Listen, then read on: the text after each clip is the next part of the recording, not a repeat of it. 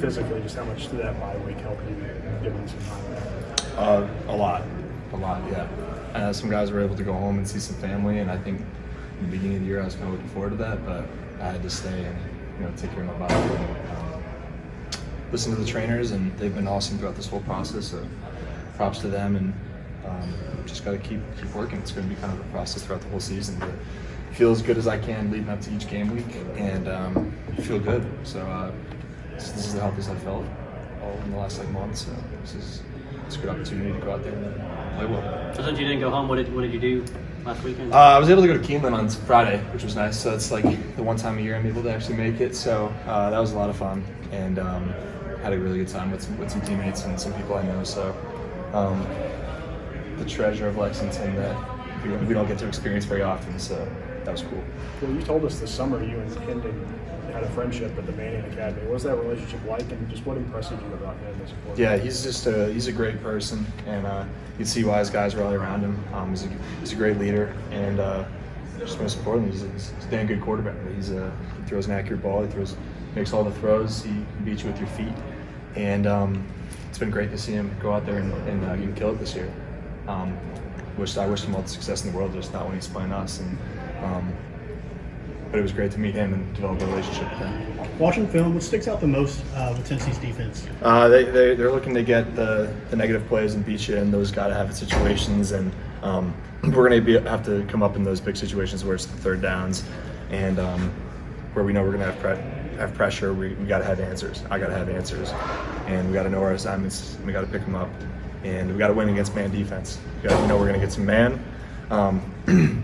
Something they've been doing a lot of this year, and it's cool that it's football's a game, obviously a team sport, but a lot of the situations when you're playing against man defense, it's whose guy is better than whose guy, whose plan is better than whose plan. So that's been our kind of message to our receivers and our running backs and our tight ends and our skills this week, that when we're getting man defense, we got to have a plan.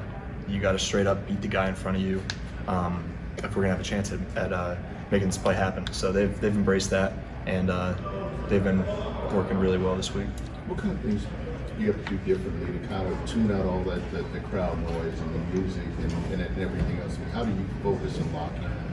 Not much. I think we do a good job throughout the week of trying to simulate the crowd noise, and I think just me as a quarterback, I have to make sure that I'm enunciating as well as possible in the huddle, and that I'm being very loud, and that there's no miscommunication, and I just have to be very aware of that throughout the game, that I'm just being clear in my communication with the guys, and but it should be great. It's exciting, and we got to do some things with the cadence and the calls and what have you to not let the noise affect us, but we're ready, and we've played in tough environments before, so it's not new to us. Yeah. How did Florida kind of help in that regard? Going down there, you're dealing with environment like that. A lot. I think that Tennessee might be a little more rowdy, might be a little louder, all that, which I'm so excited for. It's going to be an awesome game day experience, an atmosphere, but not much. It's not going to affect or change. It doesn't change based on the opponent we're playing. So it worked well there. So I think we're just going to stick to what worked that week. We've talked about the environment. We've talked about how the offense works on Tennessee's side of the ball. How important is it for you guys to stick to your game plan, stick to your tempo, and not get caught up in everything that is going down to Knoxville with what their offense is doing on the other side? Well, yeah, I think we can use it to our advantage. I think if we're able to string together a couple 10-plus play drives and take a lot of time off the clock, that just doesn't give them as much time on the field, So it makes it easier on our defense, giving them the rest that they need. It's going to be really tough for them to go against that tempo offense, and then for us to go 3 and out. We're not helping the defense at all in that regard. So we got to make sure we put long drives together, manage the game, manage the clock. And we got to do that if we want to win. This is the closest you've been to having the full offense healthy and 100% for a game. How does that feel to have kind of all the weapons available? Yeah, it's great. I feel like the last couple months we've just had little pieces here and there that have been taken out, and even though it might be 1 or 2 people, that you got to realize that plays a huge effect on the whole offense as a group and just all the working pieces. If there's one piece that's not there, then the rest of it's not going to be able to work properly, or as efficiently. So it's great to have all of our guys back. Tavion's looking good, and it's good to hopefully have him back, and we know that Flax has a chance at playing too. So having everybody back and healthy has been really helpful. How important is a fast start going to be? It's huge. We've been talking about that, and we've been trying to have the same kind of thing at practice where we're going out and it's not taking a couple plays to reload and get the energy and get the juice up. We shouldn't need to get smacked in the mouth to get that energy up and to get up early and get hot early. So we got to make sure we do that to give our defense confidence, to give ourselves confidence, and then to dictate the tempo of the game like we talked about earlier. We can't do that unless we're really winning the game. So Mark said earlier this week that every season is its own deal, you know, and different from the previous one. But do you look back and take anything from last year's game? Well, yeah, I mean, we're watching a lot of the tape from last year. I mean, they're doing some similar things on defense this year as they did last year. So we're using our game against them last year and the similar kind of looks and formations that we know we're going to be putting in, showing them this week. So looking at what we did last year to kind of see that. So that's something we're watching every day. So it is definitely something that we're thinking about. But I mean, the offseason, that's a game I studied a lot. It's a game that situationally and just for myself was a great game to learn from and to improve upon, but to also recognize some good things that we were able to do and how we can possibly do those again. Of course, you guys like to hit quick, score quick. That game last year, both teams in the 40s, but as you talked about, how much more satisfying is it to be able to put together those 10-plus play drives that end in a touchdown, that kind of drain teams as the fourth quarter rolls around? It's cool. I mean, I love throwing 80-yard touchdowns, but I mean, that's real football. That's real football. When you have two good football teams going against each other, they're going to make plays, we're going to make plays. And it's not youth football. You're not going to have a guy that breaks 5 tackles every other play, you know.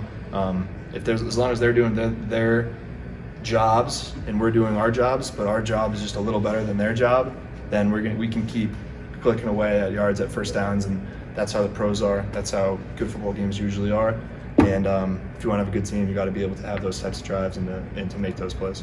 You got ESPN primetime game, Fowler, Herbstreit. You guys even talk about that stuff? The stage you're going to be on? No, I mean we're obviously always interested in what time the game is, but I mean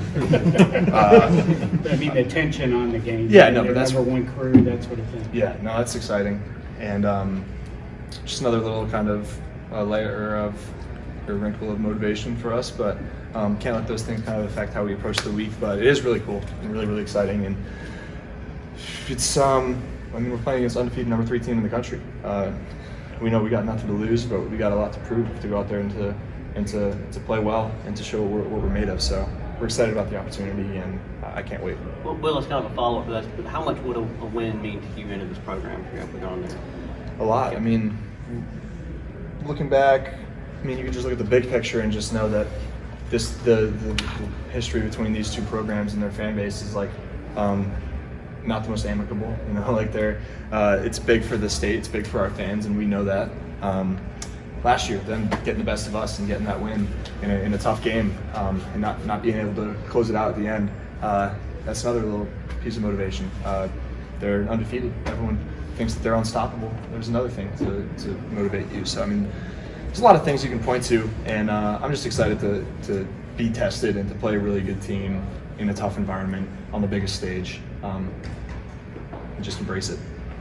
Just going back to 2 weeks ago, have you taken the time to just kind of reflect on the Mississippi State game, leaving with the injury, coming back, going for the, getting the win? How big of a win that was for you guys? Yeah, we needed it. That bye week would have felt a whole worse if we didn't get the win, So just for our confidence and for the team to be able to put together a win like that against a really quality Mississippi State team, that was important for us, and it was important for me to know that if I was okay to go back in the game and to finish that game out. So we definitely learned from it and digested it that whole week, but that's behind us and haven't really looked at it since. So. All right, folks, thank you. Thank you, guys.